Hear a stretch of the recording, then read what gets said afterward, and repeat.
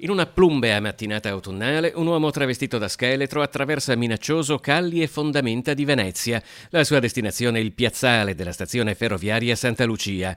È la messa in scena della morte degli alberi, quella del flash mob nato spontaneamente tra cittadini dopo l'abbattimento di 2 pini ed un faggio accanto alla chiesa degli Scalzi, di cui comunque Grandi Stazioni ha annunciato la sostituzione.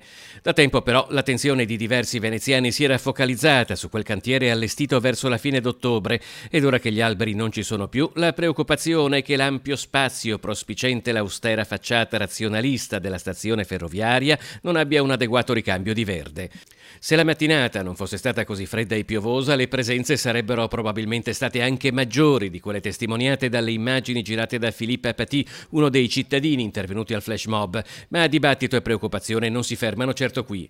Primo, perché dalla scomparsa del pioppo di San Basilio, che già aveva acceso gli animi, la denuncia durante il flash mob si è allargata ad altri abbattimenti di alberi da Mestre al Lido. Secondo, perché ci si chiede se gli abbattimenti non debbano godere di maggiore condivisione e di più cura nelle nuove piantumazioni, non solo per una questione estetica, ma anche di salute. Un recente studio di ricercatori svizzeri ha individuato negli alberi la soluzione più efficace per combattere il riscaldamento globale. Non che problemi del genere si possano risolvere nel comune di Venezia, ma se ognuno desse il suo contributo.